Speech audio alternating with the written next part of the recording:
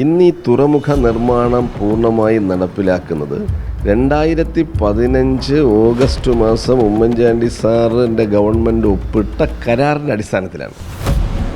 പ്രത്യേകിച്ച് ക്രെഡിറ്റ് എന്നെക്കുറിച്ച് തർക്കം ഉണ്ടാവേണ്ട കാര്യമില്ല. അത് ഉമ്മൻചാണ്ടി സാറിൻ്റെ കഠിനാധ്വാനത്തിൻ്റെയും പരിശ്രമത്തിൻ്റെയും ഫലമായി ഉണ്ടായിട്ടുള്ളൊരു സ്ഥാപനമാണ്. ഇടതുപക്ഷ സൈബർ പോരാളികൾ നടത്തുന്നത് കല്ലിട്ടാൽ തുറമുഖം വരുമോ എന്നുള്ളതാണ് ചോദ്യം. കല്ലിട്ടാലല്ല വരുന്നത്, കരാർ ഒപ്പിട്ടാൽ വരും. ഞങ്ങളൊന്നും പറയില്ല. ആർക്കാണ് ക്രെഡിറ്റ് കൊടുക്കേണ്ടത്? Rail connectivity, road connectivity, sea food park, phishing harbour, ഇതെല്ലാം സ്റ്റേറ്റ് ചെയ്യേണ്ട കാര്യങ്ങളൊന്നും ചെയ്യാതിരിക്കുന്ന സ്റ്റേറ്റിനാണോ?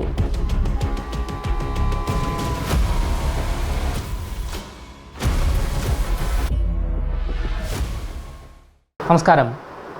വിഴിഞ്ഞം ഡീകമ്മീഷനിങ് നടക്കാൻ പോകുന്ന സാഹചര്യത്തിൽ ഈ തുറമുഖത്തിൻ്റെ ക്രെഡിറ്റ് ആർക്കാണ് എന്നുള്ള ചോദ്യമാണ് ഉയർന്നു വരുന്നത്. സോഷ്യൽ മീഡിയയിലടക്കം ക്രെഡിറ്റിനെ ചൊല്ലി തർക്കമാണ്. ഒരു വശത്ത് CPMകാരും മറുവശത്ത് കോൺഗ്രസ്സുകാരും ഇതിൻ്റെ ക്രെഡിറ്റുമായി ബന്ധപ്പെട്ടുള്ള ചർച്ചകൾ നടത്തിക്കൊണ്ടിരിക്കുകയാണ്. ഈ ഒരു സാഹചര്യത്തിൽ ഇപ്പോൾ നമ്മളോട് പ്രതികരിക്കുന്നത് MLA ആയ M. വിൻസെൻ്റാണ്. വിഴിഞ്ഞത്തെ ക്രെഡിറ്റാണ് നിലവിലെ ഇപ്പോഴത്തെ വിഷയം. ഉമ്മൻചാണ്ടിയുടെ പേരിടണം എന്ന് തന്നെ മുൻപേ പറഞ്ഞൊരു വിഷയമാണ്. ഇപ്പോൾ ഈ ഒരു ക്രെഡിറ്റുമായി ബന്ധപ്പെട്ട് എന്താണ് താങ്കൾക്ക് പറയാം? അല്ലത് പ്രത്യേകിച്ച് ക്രെഡിറ്റ് എന്നെക്കുറിച്ച് തർക്കം ഉണ്ടാവേണ്ട കാര്യമില്ല. അത് ഉമ്മൻചാണ്ടി സാറിൻ്റെ കഠിനാധ്വാനത്തിൻ്റെയും പരിശ്രമത്തിൻ്റെയും ഫലമായി ഉണ്ടായിട്ടുള്ളൊരു സ്ഥാപനമാണ്. നമ്മൾ കാണേണ്ട ഒരു കാര്യം, ഇന്ന് ഈ തുറമുഖ നിർമ്മാണം പൂർണ്ണമായി നടക്കുന്നത് 2015 ഓഗസ്റ്റ് മാസം ഉമ്മൻചാണ്ടി സാറിൻ്റെ ഗവൺമെൻറ് ഒപ്പിട്ട കരാറിൻ്റെ അടിസ്ഥാനത്തിലാണ്. ആ കരാറ് രണ്ട് കാര്യങ്ങളുണ്ട്. ഒന്ന്, കരാർ കമ്പനി ചെയ്യേണ്ട കാര്യങ്ങൾ. രണ്ട്, ഗവൺമെൻറ് ചെയ്യേണ്ട കാര്യങ്ങൾ. ഈ രണ്ട് കാര്യങ്ങളുണ്ട്. അപ്പോൾ നമുക്കെല്ലാം അറിയാം, ഏതൊരു PPP പ്രോജക്റ്റിലായിരുന്നാലും കരാർ ഒപ്പിടുന്നത് വരെയാണ് സർക്കാരിൻ്റെ ലീഡിങ് റോൾ വരുന്നത്. കരാർ ഒപ്പിട്ട് കഴിഞ്ഞാൽ ആ പദ്ധതി നടപ്പിലാക്കേണ്ടത് കരാറെടുത്ത കമ്പനിയാണ്. പിന്നെ സർക്കാരിൻ്റെ റോൾ എന്താണ്? സർക്കാരിൻ്റെ റോൾ ഇത് മോണിറ്റർ ചെയ്യുക എന്നുള്ളത് മാത്രമാണ്. അവിടെ ഒരു അധ്വാനവും സർക്കാരിനില്ല. അപ്പോൾ PPP പ്രോജക്റ്റുകളിലെല്ലാം അങ്ങനെയാണ്. കരാറെടുത്ത് കഴിഞ്ഞ ആൾ ബാക്കി കാര്യങ്ങളെല്ലാം ചെയ്യുക, കരാർ പ്രകാരമുള്ള തുക കൊടുക്കുക എന്നുള്ളത്. ആ തുകയും കൊടുത്തിട്ടില്ല, അതിനെക്കുറിച്ച് ഞാനിപ്പോൾ പറയുന്നില്ല. ഇവിടെ ഈ തുറമുഖത്തിന് ശിലാസ്ഥാപനം നടത്തി ഇപ്പോൾ സൈബർ ഇടങ്ങളിൽ ഇടതുപക്ഷ സൈബർ പോരാളികൾ നടത്തുന്നത് കല്ലിട്ടാൽ തുറമുഖം വരുമോ എന്നുള്ളതാണ് ചോദ്യം. കല്ലിട്ടാലല്ല വരുന്നത്, കരാർ ഒപ്പിട്ടാൽ വരും. അപ്പോൾ കരാർ ഒപ്പിടുന്നതിന് മുമ്പ് എന്തെല്ലാമാണ് ഉമ്മൻചാണ്ടി സർക്കാർ ചെയ്തിട്ടുള്ളത്? ഉമ്മൻചാണ്ടി സർക്കാർ ചെയ്ത കാര്യങ്ങൾ വേറെ ഏതെങ്കിലും ഗവൺമെൻറ് ചെയ്തിട്ടുണ്ടോ? ഇതാണ് പ്രധാനപ്പെട്ട ചോദ്യം. ഉമ്മൻചാണ്ടി സാർ അധികാരത്തിൽ വരുമ്പോൾ തുറമുഖവുമായി ബന്ധപ്പെട്ട ഒരു കാര്യവും സർക്കാരിൻ്റെ കയ്യിലില്ല. സർക്കാർ ആദ്യം ചെയ്തത് ഇതിൻ്റെ പാരിസ്ഥിതിക അനുമതി നേടിയെടുക്കാൻ വേണ്ടി 2.5 വർഷം നീണ്ടു നിന്ന പാരിസ്ഥിതിക ആഘാത പഠനം, 4 കാലാവസ്ഥകൾ മാറി മാറി വരുന്ന 4 കാലാവസ്ഥകൾ പഠിച്ചിട്ടുള്ള പാരിസ്ഥിതിക ആഘാത പഠനം. അപ്പോൾ സ്വാഭാവികമായും പരിസ്ഥിതിവാദികളുടെ എല്ലാം കേസുകൾ വന്നു. ഗ്രീൻ ട്രൈബ്യൂണലിലും സുപ്രീം കോടതിയിലും കേസുകൾ വന്നു. ഈ രണ്ടിടത്തും 2 വർഷം കൊണ്ട് തന്നെ ആ കേസ് നമുക്ക് അനുകൂലമായി വിധി സമ്പാദിക്കാൻ നമുക്ക് കഴിഞ്ഞു.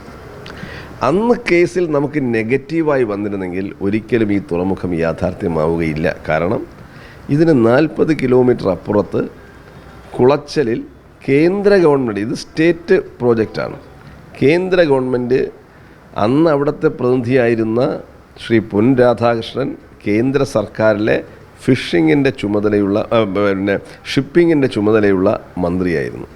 അപ്പോൾ അദ്ദേഹത്തിൻ്റെ താല്പര്യപ്രകാരം 20,000 കോടിയുടെ പ്രോജക്റ്റ്, നമ്മുടേത് 7,000 അവിടെ 20,000 കോടിയുടെ പ്രോജക്റ്റ് വരാൻ നിൽക്കുന്ന ഒരു സമയമാണ്. അപ്പോൾ ഈ കേസിലോ മറ്റേതെങ്കിലും തടസ്സത്തിലോ ഇതായിപ്പോയാൽ ഒരിക്കലും നടക്കില്ല. അപ്പോൾ പരിസ്ഥിതി ആഘാത പഠനം നടത്തി കേസുകൾ കൃത്യമായി നടപ്പിലാക്കി. സാമൂഹ്യ ആഘാത പഠനം നടത്തി അതിൻ്റെ പബ്ലിക് ഹിയറിംഗ് നടത്തി. ഇതിൻ്റെ ആവശ്യമായ 90% ഭൂമിയും ഏറ്റെടുത്ത് അവർക്ക് പണം കൊടുത്തു. പുനരധിവാസ പാക്കേജ് ചരിത്രത്തിലില്ലാത്ത വിധത്തിലുള്ള ഏറ്റവും മികച്ച ഒരു പുനരധിവാസ പാക്കേജ് ഉണ്ടാക്കി നടപ്പിലാക്കി തുടങ്ങി. അന്ന് ഭൂമി നഷ്ടപ്പെട്ടവർക്ക് നഷ്ടപരിഹാരം, വീടുണ്ടെങ്കിൽ അവർക്ക് പുതുതായി വീട് വയ്ക്കാൻ 5 സെൻറ്റ് സ്ഥലം കൂടി ഉൾപ്പെടെ കൊടുത്തുകൊണ്ട് ഇന്നുവരെ കേരളം കണ്ടിട്ടില്ലാത്ത മികച്ച പുനരധിവാസ പാക്കേജ് ഉണ്ടാക്കി. നിങ്ങൾക്കെല്ലാം അറിയാം, ഒരു ഭൂമി ഏറ്റെടുക്കാൻ പോകുമ്പോൾ ഉണ്ടാകുന്ന മൾട്ടി വേരിയസ് ആയിട്ടുള്ള ഇഷ്യൂസ് അതെല്ലാം പറഞ്ഞ് സെറ്റിൽ ചെയ്തു. ഈ തുറമുഖം വരുമ്പോൾ ഉണ്ടാകുന്ന ഒരുപാട് പ്രശ്നങ്ങൾ, പ്രത്യേകിച്ച് മത്സ്യത്തൊഴിലാളികളുടെ പ്രശ്നങ്ങൾ, അത് ഒരുപാട് പ്രക്ഷോഭങ്ങളും മറ്റുമായിട്ടെല്ലാം നമ്മുടെ മുമ്പിൽ വന്നപ്പോൾ ഉമ്മൻചാണ്ടി നിരന്തരമായ ചർച്ചകളിലൂടെ, രാത്രി വരെ നീളും, തീർന്നില്ലെങ്കിൽ അടുത്ത ദിവസം പുലർച്ചെ വീണ്ടും ചർച്ച, അങ്ങനെ നിരന്തരമായ ചർച്ചകളുടെ ആ പ്രശ്നങ്ങളെല്ലാം തീർന്നു. നിങ്ങൾ ശ്രദ്ധിക്കേണ്ടത്, ഇതുപോലൊരു പ്രോജക്റ്റ് വരുമ്പോൾ ഉണ്ടാകുന്ന എതിർപ്പുകളാണ് നമ്മൾ നോക്കേണ്ടത്. ആ എതിർപ്പുകൾ, കുളച്ചൽ വരാത്തതിന് കാരണം അവിടുത്തെ പ്രാദേശികമായ എതിർപ്പാണ്. ആലോചിച്ച് നോക്കണം, ഇവിടെ എതിർപ്പുകൾ ഉണ്ടാക്കാത്ത നാടാണോ ഇത്? ആ എതിർപ്പുകളെയെല്ലാം പറഞ്ഞ് ചർച്ച ചെയ്ത് തീർത്തിട്ടാണ് ഈ മുഴുവൻ അനുമതികളും, കേന്ദ്ര ഗവൺമെൻറ് പാരിസ്ഥിതിക അനുമതിയായിരുന്നാലും സെക്യൂരിറ്റി ക്ലിയറൻസ് ആയിരുന്നാലും ഒരു തുറമുഖത്തിന് വേണ്ടി വരുന്ന സെൻട്രൽ ഗവൺമെൻറ്റിൻ്റെ മുഴുവൻ അനുമതികളും സർക്കാർ നേടിയെടുത്തു. VGF നേടിയെടുത്തു. ഇതെല്ലാം നേടിയെടുത്തതിന് ശേഷമാണ് ടെൻഡറിലേക്ക് പോകുന്നത്. ആ ടെൻഡറിലേക്ക് പോകുമ്പോൾ അല്ലാതെ ചുമ്മാ ഒരു വായനശാലയ്ക്ക് തറക്കല്ലിടുന്നത് പോലെ അല്ല, അല്ലെങ്കിൽ ഒരു വില്ലേജ് ഓഫീസിൻ്റെ കല്ലിടുന്നത് പോലെ അല്ല. ഇതെല്ലാം നിർവഹിച്ചിട്ട് ഇതിനിടയിലാണ് ഇൻ്റർനാഷണൽ പോർട്ട് ലോബിയുടെ ഇടപെടലുകൾ. അവരാണ് ഈ കേസുമായി പോയി ഇതിനെ ടോർപ്പിഡ ചെയ്യാൻ നടത്തിയിട്ടുള്ള ശ്രമങ്ങൾ. അതോടൊപ്പം തന്നെ പ്രതിപക്ഷം ഏതൊരു ഭരണാധികാരിയെയും രണ്ടാമതൊരു വട്ടം ആലോചിക്കുന്ന തരത്തിലുള്ള പ്രതിപക്ഷ ആരോപണം അന്നത്തെ, അതായത് 7000 കോടി രൂപയുടെ പദ്ധതിയിൽ 6000 കോടി രൂപയുടെ അഴിമതി ആരോപിക്കുന്നു. സാധാരണ ഇതിലൊരു ഭരണ, ഞാൻ എന്തിനു വെറുതെ പഴി കേൾക്കണം എന്ന് പറഞ്ഞ് മാറുമായിരുന്നു. 2, ഇതൊരു കടൽ കൊള്ളയാണ് എന്ന് പറഞ്ഞുകൊണ്ട് നടത്തിയ പ്രതിപക്ഷ പ്രചരണം, ഇതിലൊന്നിലും പതറാതെ നിന്നു എന്നുള്ളതാണ്. ഈ പ്രതിപക്ഷ പ്രചരണങ്ങളും ഈ തുറമുഖത്തിനുള്ള എതിർപ്പുണ്ടാകുമെന്നുമുള്ള ഒരു ഭയം കൊണ്ട് 2 പ്രാവശ്യം ടെൻഡർ വിളിച്ചിട്ടും ആരും വന്നില്ല. 3ാമത് ടെൻഡർ ഇട്ടപ്പോൾ 2 പേര് ടെൻഡർ പേപ്പർ വാങ്ങി അതിൽ തിരിച്ചു വന്നത് 8 ലക്ഷം രൂപ കൊടുത്താണ് ടെൻഡർ പേപ്പർ വാങ്ങുന്നത്. അതിൽ ഒരാൾ വന്നു. വന്നയാളാണ് അദാനി.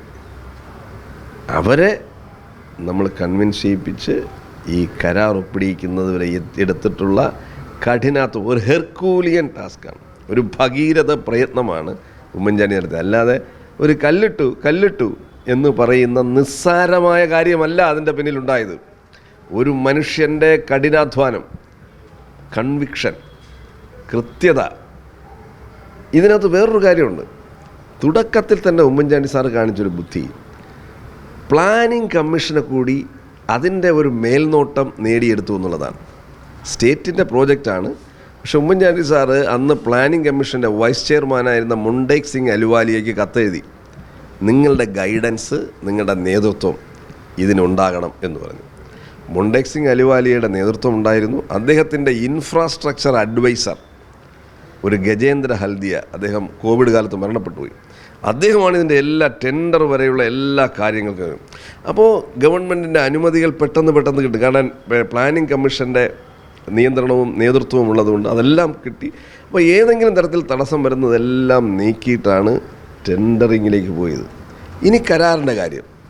കരാർ പ്രകാരം കരാറെടുക്കുന്ന കരാർ കമ്പനി, കൺസഷണയർ ചെയ്യേണ്ട കാര്യം തുറമുഖം നിർമ്മിക്കുക എന്നുള്ളതാണ്. ഗവൺമെൻറ് ചെയ്യേണ്ടത് അത് എല്ലാ PPP പ്രോജക്റ്റിലുള്ളതാണ്. ഇൻഫ്രാസ്ട്രക്ചർ ഡെവലപ്മെൻറ്റ് ഗവൺമെൻറ്റിൻ്റെ ചുമതലയാണ്, ഏത് പ്രോജക്റ്റിലായിരുന്നാലും. ഇവിടെ ഗവൺമെൻറ് ചെയ്യേണ്ട കാര്യങ്ങൾ, നമ്പർ 1 റെയിൽ കണക്ടിവിറ്റി. ആ റെയിൽ കണക്ടിവിറ്റി കരാർ ഒപ്പിട്ട് 6 വർഷം കൊണ്ട് പൂർത്തീകരിക്കേണ്ടതാണ്. ദാറ്റ് മീൻസ് ഈ 2021 റെയിൽ കണക്ടിവിറ്റി പൂർത്തീകരിക്കേണ്ടതാണ്. ഇപ്പം 2025 ആയപ്പോൾ തുടങ്ങിയിട്ടില്ല.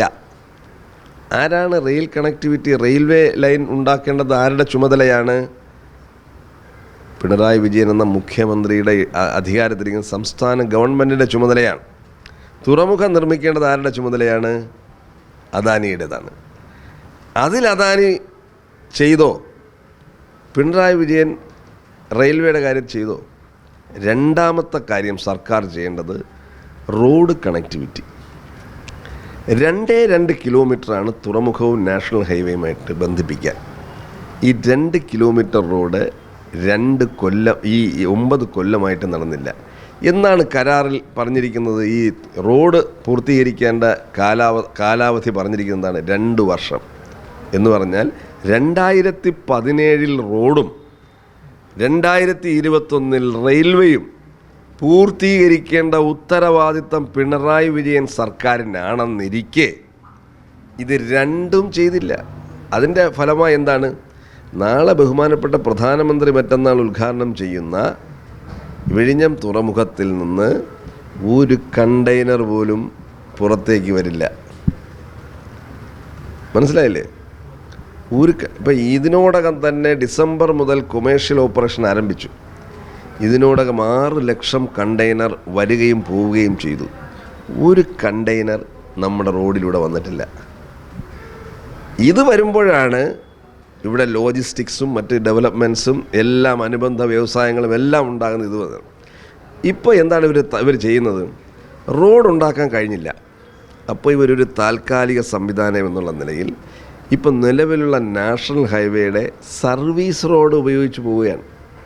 എന്ന് പറഞ്ഞാൽ ഓട്ടോറിക്ഷയും സ്കൂട്ടറും പോകുന്ന സർവീസ് റോഡ് വഴി വിഴിഞ്ഞം ഇൻ്റർനാഷണൽ സീ പോർട്ടിൻ്റെ കണ്ടെയ്നർ മൂവ്മെൻറ്റ് ഒരു ഇടവഴിയിൽ കൂടെ കൊണ്ടുപോകാനാണ് ഇപ്പോൾ ഈ സർക്കാർ ശ്രമിച്ചിരിക്കുന്നത്.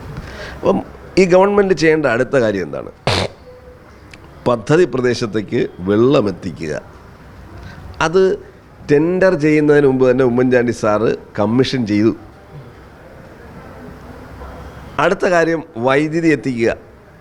ഉമ്മൻചാണ്ടി സാറിൻ്റെ കാലത്ത് അത് തുടങ്ങി, ഈ അടുത്ത കാലത്താണ് അത് പൂർത്തീകരിച്ചത്.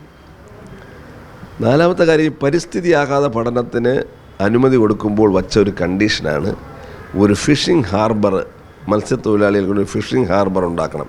അതിൻ്റെ ഫണ്ട് ഗവൺമെൻറ് കൊടുക്കും, നിർമ്മാണം അദാനി ചെയ്യും.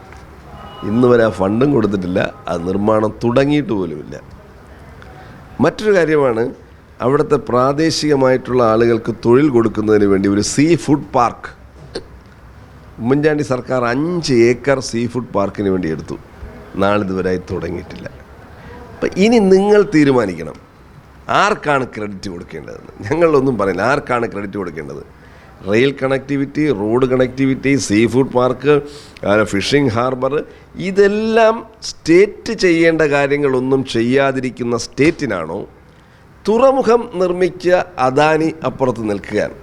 അതിൽ സ്റ്റേറ്റിനൊരു പങ്കുമില്ല. സ്റ്റേറ്റിൻ്റെ പങ്കെന്ന് പറഞ്ഞാൽ കൃത്യമായി മോണിറ്റർ ചെയ്യുക. ഇനി മോണിറ്റർ കൃത്യമായി നടന്നോ? മോണിറ്ററിങ് നടന്നോ? മോണിറ്ററിങ് നടന്നെങ്കിൽ ഈ കരാർ പ്രകാരം ഇത് ഉദ്ഘാടനം ചെയ്യേണ്ടത് 2019 ഡിസംബറിലാണ്. കൃത്യമായി ഇവർ മോണിറ്റർ ചെയ്തെന്നെങ്കിലും ഉമ്മൻചാണ്ടി സാർ പറഞ്ഞു 2019 വരെ നോക്കിയിരിക്കാൻ പറ്റില്ല, അതിനു മുമ്പ് 1000 ദിവസം കൊണ്ട് നിങ്ങൾ പൂർത്തീകരിക്കണമെന്ന് സാറ് പറഞ്ഞു. അവരത് വാക്കാൽ സമ്മതിച്ചതുമാണ്. ഉമ്മൻചാണ്ടി സാർ പോയി, ഇവർ വന്നു. അപ്പോൾ മോണിറ്ററിങ് കൃത്യമായി നടന്നിരുന്നെങ്കിൽ ഇത്രയും വൈകുമായിരുന്നു, 5 കൊല്ലം വൈകുമായിരുന്നില്ല.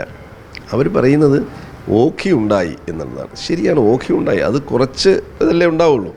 ഒരു തുറമുഖം മുഴുവനും നിർമ്മിക്കുന്നതിന് കൊടുത്തിട്ടുള്ള സമയം എന്ന് പറയുന്നത് വെറും 4 വർഷം മാത്രമാണ്. 4 വർഷമാണ്. ഇവർ ഓഖിയുടെ പേര് പറഞ്ഞ് വൈകി തന്നെ 5 കൊല്ലമാണ്. ഒരു തുറമുഖം പൂർണ്ണമായി നിർമ്മിക്കാൻ കരാർ കൊടുത്തിരിക്കുന്നത് 4 കൊല്ലം. ഇവരെ ഒരു ഓഖിയുടെ പേരിൽ വൈകിച്ചത് 5 കൊല്ലം. അപ്പോൾ ഇനി തീരുമാനിക്കുക. ഇനി ഈ 2 കിലോമീറ്റർ റോഡ് നിർമ്മിക്കാൻ കഴിയാത്ത പിണറായിയുടെ കാലത്താണ് ഈ തുറമുഖത്തിന് വേണ്ടിയിട്ടുള്ള നടപടികൾ ആരംഭിച്ചെങ്കിൽ എവിടെയെങ്കിലും എത്തുമായിരുന്നു. സർക്കാർ പറയും ഞങ്ങളാണ് ഇതെല്ലാം ചെയ്തെന്ന്. ഈ ഗവൺമെൻറ് അധികാരത്തിൽ വന്നതിന് ശേഷം തുറമുഖ നിർമ്മാണവുമായി ബന്ധപ്പെട്ട് നിങ്ങൾ ചെയ്ത കാര്യങ്ങൾ എന്തൊക്കെയാണ്? ഈ 10 വർഷമെടുത്തു റെയിൽ കണക്ടിവിറ്റിയുടെ DPR അംഗീകരിക്കാൻ. DPR അംഗീകരിക്കാൻ 10 കൊല്ലം എടുത്തവരാണ്. ഇനി ഇത് പൂർത്തീകരിക്കാൻ എത്ര കൊല്ലം എടുക്കും? 2 കിലോമീറ്റർ റോഡ് ചെയ്യാൻ കഴിയാത്തവർക്ക് തുറമുഖത്തിൻ്റെ ക്രെഡിറ്റ് എടുക്കാൻ ഇവരാണോ ഈ തുറമുഖത്തിന് ഇതെല്ലാം നിർവഹിച്ചത്? അദാനി എന്നുള്ളൊരു കമ്പനി ഒന്നുകൊണ്ടല്ലേ. അപ്പോൾ അദാനി എന്താണ്, നമ്മുടെ കരാറിൽ വേറൊരു കാര്യം ഉണ്ടായിരുന്നു. 2 വർഷം കഴിഞ്ഞിട്ട് ഇതിൻ്റെ 75% ബിസിനസ് അച്ചീവ് ചെയ്താൽ അദാനിയുടെ മാത്രം ഫണ്ട് ഉപയോഗിച്ചുകൊണ്ട് സെക്കൻഡ് ഫേസ് തുടങ്ങണം. ആ കരാറിൽ പറഞ്ഞിട്ടുണ്ട്. പക്ഷേ അദാനി ചെയ്യുന്നത് എന്താണ്? ഇപ്പോൾ തന്നെ സെക്കൻഡ് ഫേസ് തുടങ്ങാം എന്ന് പറഞ്ഞിരിക്കുകയാണ്. മനസ്സിലായില്ലേ? അപ്പം തുറമുഖവുമായി ബന്ധപ്പെട്ട് ഒരു കാര്യവും സർക്കാർ ചെയ്യേണ്ടതില്ല. പണം കൊടുക്കുക, ആ പണം പോലും കൃത്യമായി കൊടുത്തിട്ടില്ല. മോണിറ്റർ ചെയ്യുക, ഇത് രണ്ടും മാത്രം ചെയ്താൽ മതി. ബാക്കിയെല്ലാം ഉമ്മൻചാണ്ടി സർക്കാരിൻ്റെ കാലത്ത് ചെയ്തു കഴിഞ്ഞു. അതായത് ഒരു വീട് ഉണ്ടാക്കി ആ ഉടമസ്ഥനെ നമ്മൾ താക്കോൽ കൊടുക്കുക, അവിടെ താമസിച്ചാൽ മതി അല്ലേ? അതാണ്. അതേസമയം പ്രതിപക്ഷ നേതാവിൻ്റെ ക്ഷണവുമായി ബന്ധപ്പെട്ടും ഇപ്പോൾ വിവാദം നിലനിൽക്കുകയാണ്. താങ്കളും ക്ഷണിതാവാണ്. നാളത്തെ ഈ ചടങ്ങിൽ പങ്കെടുക്കുന്നുണ്ടോ? അല്ല, ഞാൻ എന്തായാലും പങ്കെടുക്കും. എന്നോട് പങ്കെടുക്കരുതെന്ന് ഒരു നിർദ്ദേശവും വന്നിട്ടില്ല. നേരത്തെ ട്രയൽ റൺ നടന്നപ്പോഴും പ്രതിപക്ഷ നേതാവിനെ ക്ഷണിച്ചില്ല. പക്ഷേ പ്രതിപക്ഷ നേതാവിനെ പറഞ്ഞ് നിങ്ങളെല്ലാം പങ്കെടുക്കണം എന്ന്. കാരണം ഇതൊരു നമുക്കെല്ലാം ഒരു വികാരപരമായ അടുപ്പമാണ് വിഴിഞ്ഞം തുറമുഖത്തോടുള്ളത്. അതുകൊണ്ട് ഞങ്ങൾ എല്ലാവരും അതിൽ പങ്കെടുക്കാനാണ് നമ്മൾ ഉദ്ദേശിക്കുന്നത്.